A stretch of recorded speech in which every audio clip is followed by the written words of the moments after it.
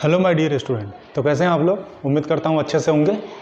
आज हम dynamic machine में जो हमारा पावर ट्रांसमिशन डिवाइस चल रहा था उसका सेकंड पार्ट करेंगे। हम सेकंड पार्ट में हम कुछ डेरिवेशन देखेंगे जो एग्जाम पॉइंट ऑफ व्यू से बहुत इंपॉर्टेंट है। ठीक है, मैं कुछ 3 या 4 डेरिवेशन कराऊंगा आपको। इस पार्ट में मैं 2 डेरिवेशन कवर करूंगा, अगले में 2 कर दूंगा। ठीक है, तो इन चारों में से मैक्सिमम 2 या 1 तो कन्फर्म एग्जाम में आता ही आता है। ठीक है, तो इसलिए मैं डेरिवेशन बहुत इस पे जोर दे रहा हूँ क्योंकि यहाँ से डेरिवेशन आता है एग्जाम में। इससे पहले मैं डेरिवेशन पे जोर नहीं दे रहा था क्योंकि वहाँ वो जो डेरिवेशन थे वो नहीं आ रहे थे एग्जाम में, अभी कई सालों से नहीं पूछे जा रहे थे, लेकिन ये वाले कॉन्टिन्यूसली पूछे जा रहे हैं। ठीक है, तो शुरू करते हैं आज का वीडियो। मेरा नाम है मोहम्मद सद्दाम और मैं आप सभी का अपने यूट्यूब चैनल द मैक मस्ती पर स्वागत करता हूँ। तो आज हम करने वाले हैं जो रेशियो ऑफ ड्राइविंग टेंशन होता है। जो भी हम ड्राइविंग टेंशन, जब हम बेल्ट चलता है तो 2 टेंशन प्रोड्यूस होता है, एक टाई साइड में और एक स्लैक साइड में। तो इनका रेशियो क्या होता है, इसके लिए डेरिवेशन सॉल्व करने वाले हैं। तो क्या है रेशियो ऑफ ड्राइविंग टेंशन। ठीक है, इसके लिए हम डेरिवेशन सॉल्व करने वाले हैं। ठीक है, वो पुली आपको दिख रहा होगा, एक ये मैंने एक तरफ का पुली बना रखा है, ड्राइवर पुली मैंने बना दिया है। क्या बना रखा है, मान लीजिए कि ये ड्राइवर पुली है। ठीक है, ड्राइवर पुली है और इसको आप देख रहे हैं कि ये घूम कैसे रहा है, क्लॉकवाइज डायरेक्शन में घूम रहा है। और इस पे जो ये इधर बेल्ट आ रहा है, ये T1 टेंशन है, इस पे T2 टेंशन है। जब ये इस तरफ घूम रहा है तो ये टाइटन साइड वाला होगा। ठीक है, और ये स्लैक साइड वाला होगा। जिधर घूम रहा है उधर टाइट साइड वाला होगा। ठीक है, एक छोटा सा पोर्शन मैंने ले लिया है इसमें AB, जितने पे AB ये ले रखा है मैंने, इस पॉइंट पे और इस पॉइंट पे। ठीक है, ये पोर्शन पे ही हम स्टडी करने वाले हैं कि इतने पोर्शन पर क्या ड्राइविंग रेशियो क्या होगा, टेंशन का रेशियो क्या होगा। ठीक है, तो जब देखिए, जब ये बेल्ट इसके ऊपर चढ़ी होगी तो इस बेल्ट पुली को इस तरफ पकड़ के खींच रही होगी तो एक रिएक्शन भी इस पर एक्ट करने लगेगा। फ्री बॉडी डायग्राम में बनाने लगा इसका। ठीक है, जब ये बेल्ट इसको खींच रही होगी, इस पर चल रही होगी, तो ऐसे इधर की तरफ दबाव आ रहा होगा इसके पुली के पास। तो पुली क्या कर रहा होगा, उल्टी साइड में एक रिएक्शन लगा रहा होगा जो कि RN है। जब दबाव बल इधर लग रहा होगा तो रिएक्शन फोर्स इधर लगेगा। ये आपको पता है कि रिएक्शन क्या होता है, इक्वल एंड अपोजिट डायरेक्शन का होता है। ठीक है, तो RN इस डायरेक्शन में मैंने लगा दिया। ठीक है, ये मैंने एक पोर्शन जो ले रखा था B और A, इनके बीच का जो कोण है सेंटर से वो डेल थीटा है, इनके डेल थीटा है। ठीक है, बेल्ट और पुली के बीच का जो कांटेक्ट है उसका जो थीटा एंगल है वो डेल थीटा है। ठीक है, अब इस पर मैंने, जब ये बेल्ट इसके ऊपर चल रही है तो एक टेंशन कार्य करता है, आपको पता है, एक टाइट साइड में टेंशन और एक स्लैक साइड में टेंशन। तो वो टेंशन मैंने एक T से दिखा रखा है। एक जब इस डायरेक्शन में घूम रहा होगा तो ये क्या है, एक टेंशन इधर लग रहा होगा, एक टेंशन इधर, मैंने डायरेक्शन उसकी दिखा दी है। ठीक है, टेंशन की डायरेक्शन दिखा दी है। तो इस वाले पे कितना टेंशन है, T टेंशन है, और इस वाले पे कितना है, T plus del theta tension है। कुछ ज़्यादा टेंशन होगा इस पे। ठीक है, तो वो कितना ज़्यादा होगा, मैंने बोल दिया, डेल थीटा है, T से डेल थीटा ज़्यादा होगा। ठीक है, अब सिंपल सी बात है, जब ये ऐसे चल रहा होगा तो किसके वजह से पावर ट्रांसमिशन होता है बेल्ट में, मैंने आपको बताया फ्रिक्शन के कारण। किसके कारण होता है, फ्रिक्शन किसके बीच में लगता है, इस पुली और इस बेल्ट के बीच में फ्रिक्शन कार्य करता है। ठीक है, तो जब ये इस डायरेक्शन में घूम रहा होगा तो फ्रिक्शन फोर्स ऊपर की तरफ लग रहा होगा। सिंपल, अगर ये इस डायरेक्शन में घूमता तो फ्रिक्शन फोर्स नीचे की तरफ लगता। मतलब फ्रिक्शन फोर्स भी एक ऐसा बल है जो कि मोशन के विपरीत दिशा में लगता है। तो ये मैंने ये लगा दिया, मतलब ऐसे अप्रोच कर रहा होगा तो उसका एक कंपोनेंट मैंने F=μr लिख दिया। ये फॉर्मूला होता है फ्रिक्शन का। ठीक है, तो ये चीज़ें सब हो गई। अब हम देखेंगे कैसे सॉल्व करेंगे। यहाँ अब आप नोटेशन लिख सकते हैं कि T1 क्या है, tension in tight side, T2 क्या है, टेंशन इन स्लैक साइड। ठीक है, F क्या है, फ्रिक्शनल फोर्स, R क्या है, नॉर्मल रिएक्शन, थीटा क्या है, angle between the pulley and belt के बीच के कॉन्टैक्ट का एंगल है। ठीक है, तो ये आप सब नोटेशन आप लिख सकते हैं अपने बुक से भी देख के। बाद में आपको डेरिवेशन, और मैंने बोल भी दिया है, वो भी आप सुन के लिख सकते हैं। तो अब मैं डेरिवेशन पे चलता हूँ, स्टार्ट करता हूँ। पहले लिखूंगा रिजॉल्व फोर्स हॉरिजॉन्टली। सिंपल सी बात है, जब टेंशन अलग अलग थीटा कोण पे लग रहा है तो उनको हमें हॉरिजॉन्टल पे और वर्टिकल पे लाना पड़ेगा, तो लाते हैं। ठीक है, तो यहाँ लिखेंगे रिजॉल्व फोर्स हॉरिजॉन्टली। हॉरिजॉन्टल पे हम सारे फोर्स लेके आएंगे। तो हॉरिजॉन्टल पे कौन कौन से फोर्स, हॉरिजॉन्टल हमारा ये है, ये एक्सिस हमारा क्या है, ये हमारा क्षैतिज है, ठीक है। हॉरिजॉन्टल है, इस पे सारे फोर्स लाएंगे। कौन कौन से फोर्स कार्य कर रहे हैं, एक RN फोर्स कार्य कर रहा है, एक ये T plus delta T tension कार्य कर रहा है, टेंशन भी एक तरह का फोर्स है, एक ये T फोर्स कार्य कर रहा है इस डायरेक्शन में, ये T भी एक फोर्स है। इन दोनों का तो मैंने ऑलरेडी यहाँ लिख दिया है, ठीक है, शो करके। और ये एक ये फ्रिक्शन फोर्स कार्य कर रहा है। तो इतने फोर्स से हमें काम लेना है। तो हॉरिजॉन्टल पे कौन कौन सा एक्ट करेंगे, देखिए हॉरिजॉन्टल पे एक तो RN एक्ट कर रहा है, और मैंने आपको बताया कि प्लस माइनस कैसे लेते हैं, प्लस माइनस कैसे लेते हैं। अगर हम वर्टिकल कंपोनेंट कर रहे हैं तो अपवर्ड डायरेक्शन प्लस में और डाउनवर्ड डायरेक्शन माइनस में, ठीक है। और अगर हम हॉरिजॉन्टल पे काम कर रहे हैं तो ये हमें पता है, ये वाला पॉजिटिव होता है, ये निगेटिव होता है, ये पॉजिटिव होता है, ये निगेटिव। तो मतलब upward positive, downward negative, left hand side हमारा पॉजिटिव, राइट हैंड साइड हमारा पॉजिटिव, और लेफ्ट हैंड साइड हमारा इस डायरेक्शन देखनी है हमें, बस डायरेक्शन एरो से, ठीक है। तो अब देखिए हॉरिजॉन्टल डायरेक्शन में इस डायरेक्शन में पॉजिटिव में RN लगा हुआ है, पॉजिटिव में क्या लगा हुआ है, RN लगा हुआ है। तो RN लिख देंगे हम, RN। और कुछ है हमारा पॉजिटिव में, और कुछ है हमारा पॉजिटिव में, और कुछ पॉजिटिव में नहीं मिलेगा, क्योंकि ये जो फोर्स है, ये टेंशन, इनको हम जब रिजॉल्व करेंगे तो इनकी डायरेक्शन ऐसे है, तो ये ऐसे करके हॉरिजॉन्टल आएंगे, और ये इसकी है तो ये ऐसे करके हॉरिजॉन्टल आएगा, तो मतलब इस डायरेक्शन में लगेगा। तो ये दोनों फोर्स हमारे निगेटिव होंगे। तो अब ले लीजिए निगेटिव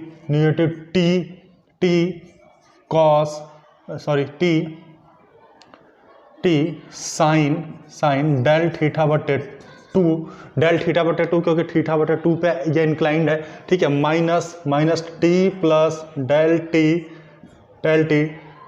टी साइन थीटा बटे 2 इक्वल टू 0।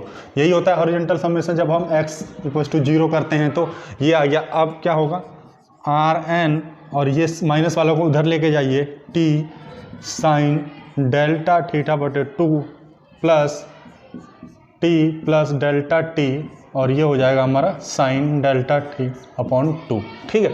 यहाँ से हो गया। अब हम देखेंगे let delta T by 2 is very small. वहाँ से दिख भी रहा बहुत छोटे से एंगल पे ये क्या करता है, वहाँ से निकलता है, मूव करता है, ठीक है, इज वेरी स्मॉल, ठीक है। थोड़ा सा इंक की प्रॉब्लम हो रही है, मैं रेड से लिखने की कोशिश करता हूँ, या इसी को रुको देखता हूँ सही होता है, ठीक है। तो ये जब होगा तो हम मान लेंगे सो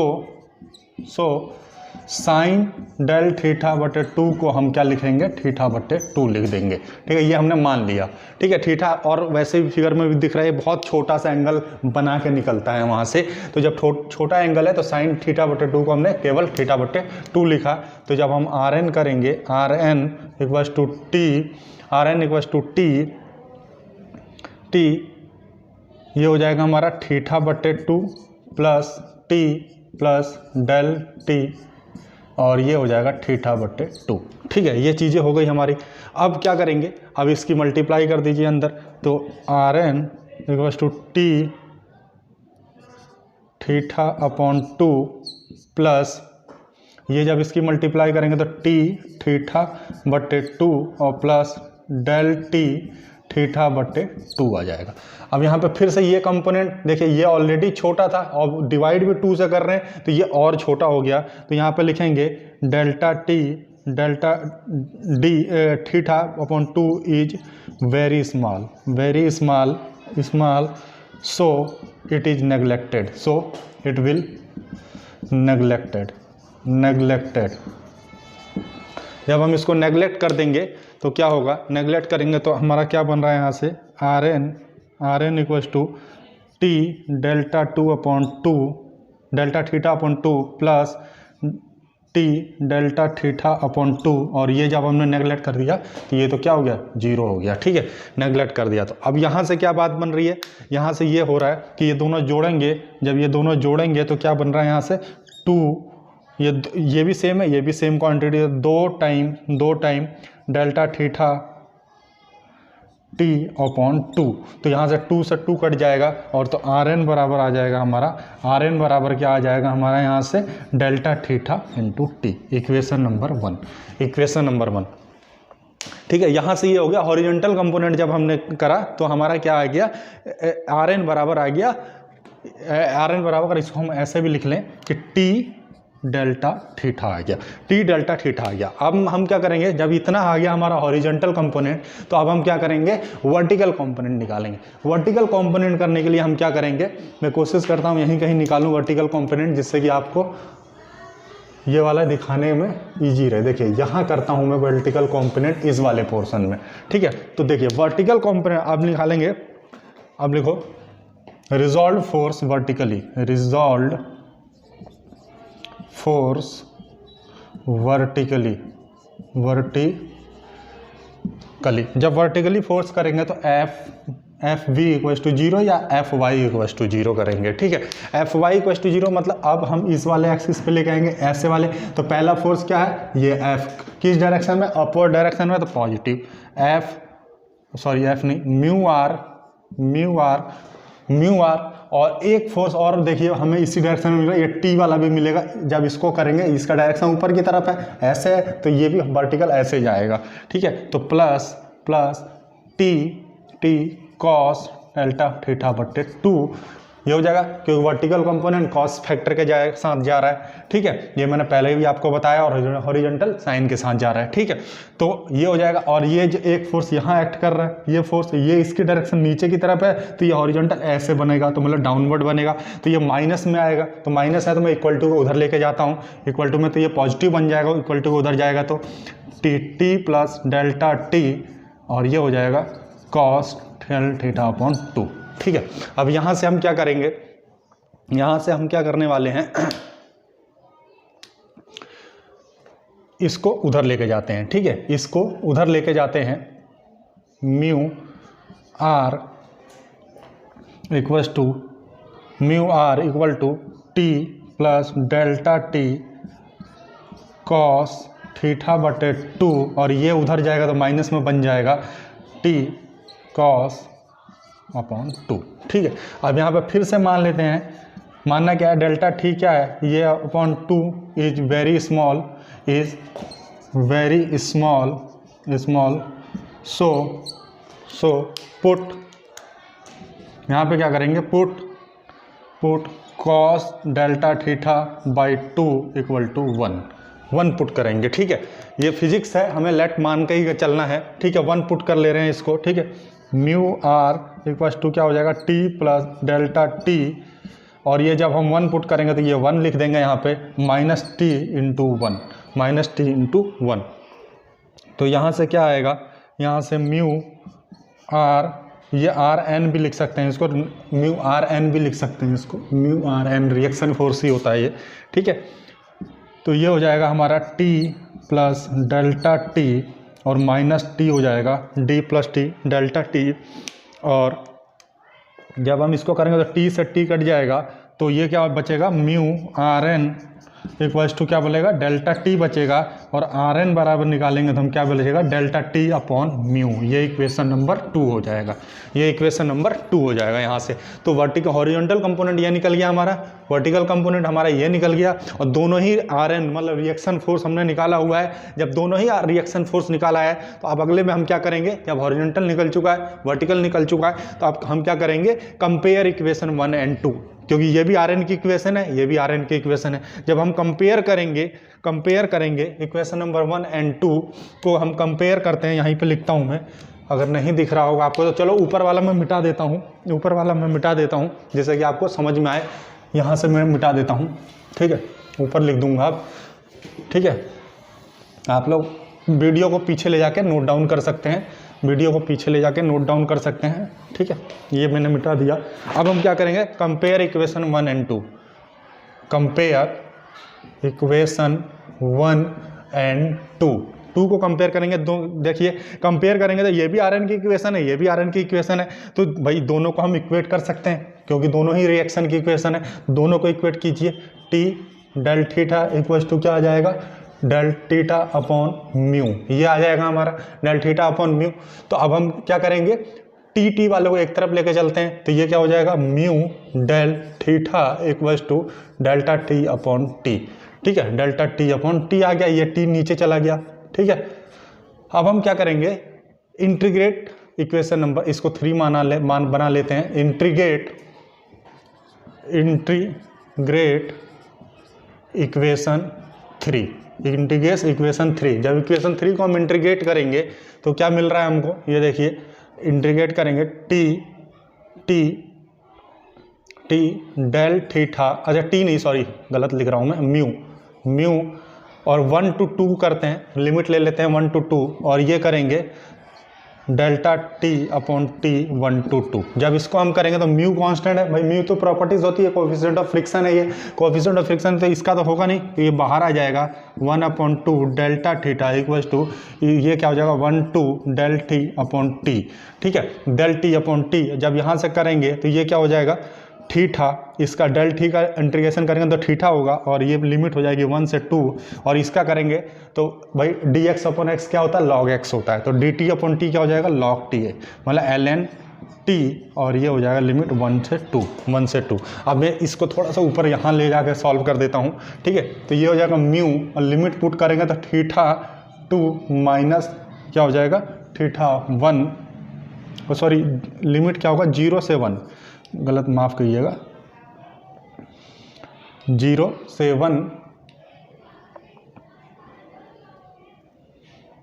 0 से 1, ठीक है, 1 करेंगे ये 0 से 1, ठीक है, तो ये क्या हो जाएगा 0 और ये हो जाएगा हमारा, ये यहाँ से हम जब हम करेंगे तो ये जब हम लिमिट पुट करेंगे तो ln t1 minus ln t2, ठीक है, T2 या T0 कुछ भी लिख सकते हैं आप, ठीक है, तो ये हो जाएगा म्यू और ये क्या बनाएगा थीटा लिख सकते हैं, इसको डायरेक्ट 2 लिखे, नंबरिंग दे भी सकते हैं, कोई दिक्कत नहीं है, ठीक है, और ये हो जाएगा हमारा, ये हमने प्रॉपर्टीज पढ़ी है, जब कोई भी लॉग माइनस में होता है तो ये अपॉन में आ जाता है, तो T1 अपॉन T2 और थीटा इक्वल्स टू अगर हम निकालना चाहेंगे, थीटा इक्वल्स टू अगर हम निकालना चाहेंगे तो क्या हो जाएगा, या ln निकालेंगे। अब यहाँ से हम t, क्योंकि हम अच्छा t अपॉन T2 हमको यही निकालना था ड्राइविंग रेशियो टेंशन का, जब हम t निकालेंगे तो ये ln क्या बन के इधर आके e की पावर बना जाएगा म्यू थीटा, e की पावर क्या बन जाएगा म्यू थीटा। तो यही आपका रिलेशन होता है ड्राइविंग टेंशन में, ठीक है, जब बेल्ट चलता है तो T1 upon T2 equals to ई की पावर म्यू थीटा। यहाँ से मैंने क्या किया ln को इक्वल टू किधर लेके आया, तो ln क्या इधर बन के आएगा e बन के आएगा, ठीक है, ई की पावर म्यू थीटा हो जाएगा, ठीक है, ई की पावर म्यू थीटा, या फिर हम इसको एंटी लॉग में लेके आएंगे तो एंटी लॉग को हम ई लिख सकते हैं, ई की पावर, और जो ये फैक्टर है इसको पावर में लिख देते हैं, तो ये लॉग क्या हो जाएगा एंटी लॉग में आएगा, उसको हम ई भी लिख सकते हैं, या ई हम डायरेक्ट बोलते हैं, ठीक है, इसकी वैल्यू 2.74 के आसपास होती है, ठीक है। तो ये हमारा ये आ गया हमारा ड्राइविंग टेंशन, यही हमको प्रूफ करना था। बहुत सिंपल तरीके से मैंने बताया कि एक बार आप वर्टिकल कंपोनेंट हॉरिजॉन्टल कंपोनेंट लीजिए और आर एन निकाल लीजिए, और दूसरी बार आप वर्टिकल कंपोनेंट लीजिए आर एन निकाल लीजिए, दोनों इक्वेशन को इक्वेट कीजिए, सफल कीजिए, टी वाले एक तरफ ले जाइए और म्यू थीटा एक तरफ ले जाइए, फिर उसको 0 से 1 या 1 से 2 तक क्या करिए, उसको 1 से 2 तक उसको क्या कर दीजिए इंटीग्रेट कर दीजिए, आंसर आ जाता है, ठीक है। तो अब हम एक और डेरिवेशन करेंगे, थोड़ा सा वीडियो लंबी हो रही है, ठीक है, power transmitter by the belt drive, ठीक है, पावर ट्रांसमिशन ये बहुत बार पेपर में पूछा गया ये वाला, और power transmission by belt drive, तो उसको भी हम कंप्लीट करेंगे, या मैं मिटाऊंगा, ठीक है। होपफुली ये आपको समझ में आया होगा, बहुत सिंपल एक एक लाइन मैंने स्टेप करके आपको समझाया है, ठीक है।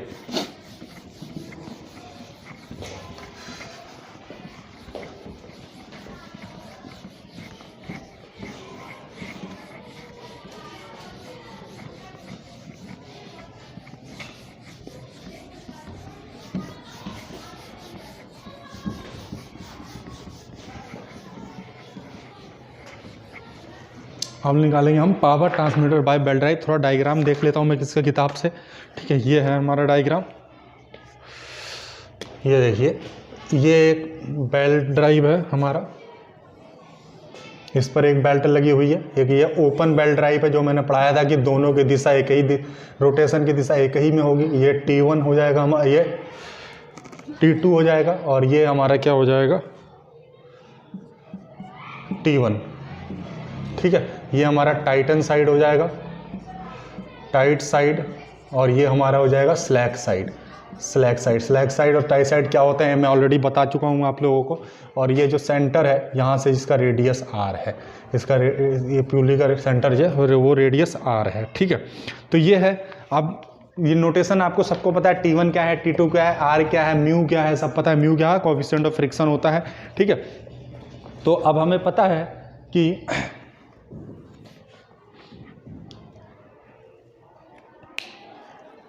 एक मिनट,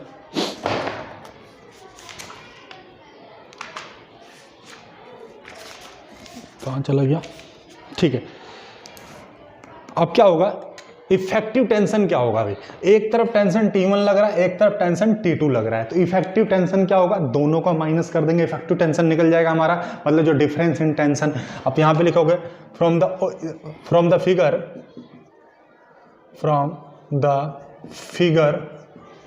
फिगर क्या है, ये ओपन बेल्ट ड्राइव है, साफ साफ दिख रहा है क्योंकि दोनों की डायरेक्शन सेम है। For the figure effective tension क्या हो जाएगा हमारा, इफेक्टिव टेंशन हो जाएगा TE, इफेक्टिव टेंशन क्या हो जाएगा T1 माइनस T2 इतना न्यूटन, T1 माइनस इतना न्यूटन होगा भाई। इफेक्टिव टेंशन क्या होगा या डिफरेंस इन टेंशन क्या होगा, मैक्सिमम में से मिनिमम, तो मैक्सिमम किधर होगा, टाइटन साइड में ही मैक्सिमम होगा, और मिनिमम किधर होगा, स्लैक साइड में होगा। सिंपल सी बात है, जिधर टाइट है उधर ज़्यादा होगा, तो T1 माइनस T2 कर दिया। अब क्या होगा, work done, now work done by the belt, work done by the belt, work done by the belt, कितना वर्क कर रहा है, तो वर्क का मतलब फॉर्मूला क्या होता है, वर्क मतलब क्या होता है, W equal to force into displacement होता है, डिस्प्लेसमेंट या फिर हम कह सकते हैं फोर्स इंटू वेलोसिटी, ठीक है, कितना वो डिस्प्लेस्ड हो रहा है, ठीक है, उसकी वेलोसिटी से कितना डिस्प्लेस्ड हो रहा है। तो वर्क डन क्या हो जाएगा, फोर्स तो हमारा ये न्यूटन, टेंशन भी एक तरह का क्या है, फोर्स है, तो फोर्स तो हमारा यही हो जाएगा T1 माइनस T2, और डिस्प्लेसमेंट हमारा V, वेलोसिटी से डिस्प्लेसमेंट हो रहा है उसका, ठीक है। तो ये कितना हो जाएगा, ये हो गया, ठीक है। अब ये वर्क डन है, और वर्क डन मतलब कितना काम किया, या फिर हम कह सकते हैं इसको क्या नाम है कि एक तरह का ये पावर ही है, तो इसको हम पावर भी लिख सकते हैं, power equals to T1 minus T2 V, T1 minus T2 V। तो यही जो इक्वेशन होती है हमारी, यही जो इक्वेशन होती है, इसी को हम क्या बोलते हैं, पावर बोलते हैं, ठीक है। और ये किस में आता है, वाट में आता है, वाट में। अगर हम किलो वाट में निकालेंगे, पावर इन किलो वाट, तो क्या होगा, P equals to T1 minus T2 V upon 1000, ये हो जाएगा किलोवाट, ये हो जाएगा किलोवाट। तो ये इक्वेशन आपको याद रखनी है, मेनली ये वाली इक्वेशन याद रखनी है। किलोवाट तो हम बाद में भी बना सकते हैं, कैसे किया मैंने आपको बताया है कि इफेक्टिव टेंशन ये होता है, ठीक है। इसके बारे में आप लिख दोगे, पहले माना एक ओपन बेल्ट ड्राइव, हाँ, माना एक ओपन बेल्ट ड्राइव जिसमें ड्राइवर पुली और ड्रिवन पुली एक ही दिशा में घूमते हैं। इसका जो टाइटन साइड में टेंशन है वो T1 है, और स्लैग साइड में जो टेंशन है T2 है। इस पुली का जो रेडियस है R है, पुली का रेडियस R है, तो इफेक्टिव टेंशन क्या हो जाएगा, T1 माइनस T2 न्यूटन हो जाएगा। वर्क डन क्या होता है, फोर्स इंटू डिस्प्लेसमेंट, कितना किस वेग से डिस्प्लेसमेंट हो रहा है, तो वो निकालो, V वेग से डिस्प्लेसमेंट हुआ है इसमें, ठीक है, या V डिस्प्लेसमेंट है। तो ये फोर्स क्या हो जाएगा, force nothing but the tension, एक तरह का फोर्स ही है, तो फोर्स को हमने लिया और ये वैल्यू आ गया। पावर ट्रांसमिटर इन किलोवाट इतना हो जाएगा। अगर power transmitter in HP horse power करना होगा आपको, power in HP horse power, तो ये हो जाएगा P equals to T1 minus T2 upon 75 horse power और इंटू V, ठीक है। तो ये हमारा छोटा सा एक और डेरिवेशन था। उम्मीद करता हूँ पावर ट्रांसमीटर बहुत बार पेपर में पूछा गया, तो इसके लिए आपको पहले लिखना पड़ेगा, माना ये वो लिख लेना, उसके बाद ये लिख लेना, उसके बाद पावर ट्रांसमिशन का डेरिवेशन हो जाएगा। ये इक्वेशन हमेशा याद रखना, न्यूमेरिकल में यूज होगा, ठीक है। तो 2 डेरिवेशन मैंने सॉल्व कराया आपको, उम्मीद करता हूँ पसंद आएगा। नेक्स्ट में मैं 2 और इंपॉर्टेंट आपको बताने वाला हूँ, जिससे कि आपके जो भी डेरिवेशन प्रॉब्लम इसमें से आती है इस चैप्टर से, वो कंप्लीट हो जाएगा। तो आज मैं यहीं क्लोज करूँगा वीडियो को। धन्यवाद।